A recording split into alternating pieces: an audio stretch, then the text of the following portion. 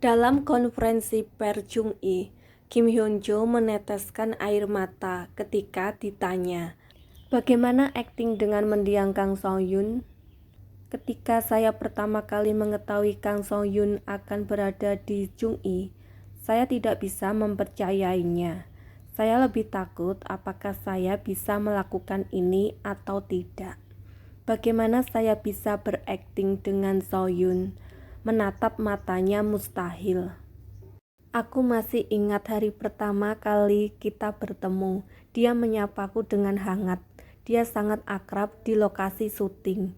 Dia lebih serius dan bersemangat daripada kami semua. Jika kita tidak bertemu, saya tidak akan mengenal dua orang yang dekat dengan saya. Saya sangat berterima kasih kepada So-hyun. Film Jung-i merupakan film yang berlatar tahun 2194.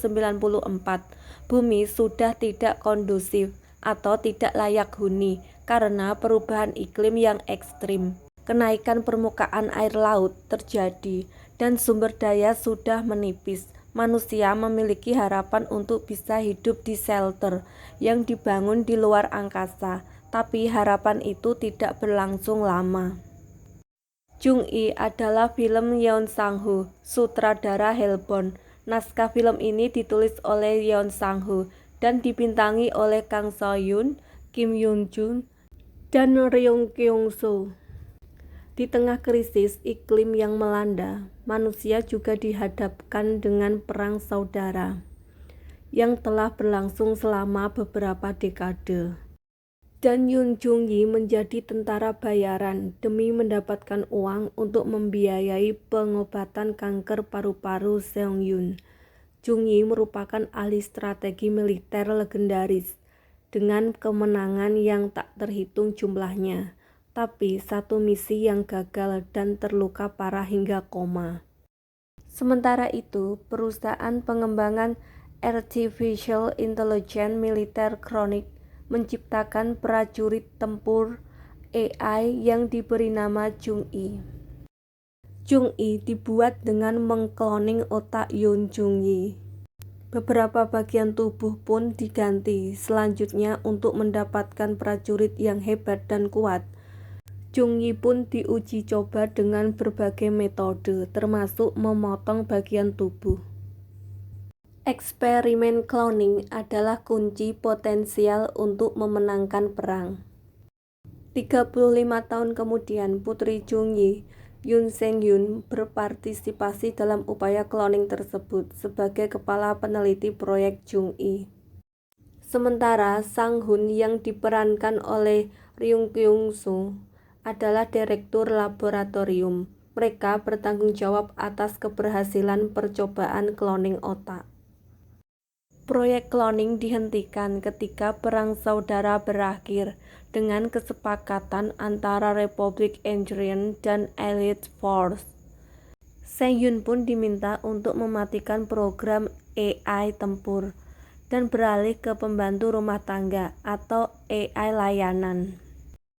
Kronoid bertujuan menjadikan pahlawan abadi pasukan sekutu dengan menciptakan pasukan Jung-i untuk mengakhiri perang. Namun, tidak peduli berapa banyak tes simulasi yang mereka lakukan, proyek ini selalu gagal di titik yang sama dan tidak dapat menyelesaikan misinya. Namun, sesuatu tidak terduga terjadi. Sang-hyun membangunkan model uji Jung-i terbaru dan menemukan zona baru di otaknya. Adalah ingatan Jung-yi.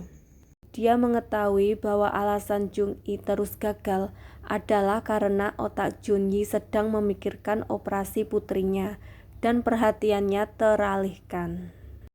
Ternyata proyek itu pun diam-diam berhasil dikerjakan.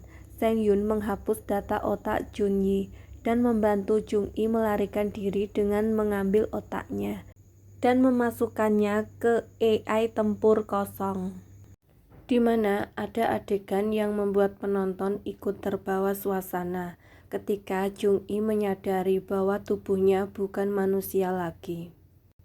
Dan ada dialog Sang-hyun, "Lagi pula aku tidak punya banyak waktu lagi." dan Kang Song-hyun pun benar-benar meninggal tahun lalu. Kang Song-hyun meninggal secara tidak terduga pada 7 Mei 2022. Sebelum meninggal, Kang Song-hyun sempat mengalami serangan jantung di rumahnya. Setelah tiba di rumah sakit, Kang Song-hyun didiagnosis mengalami pendarahan otak.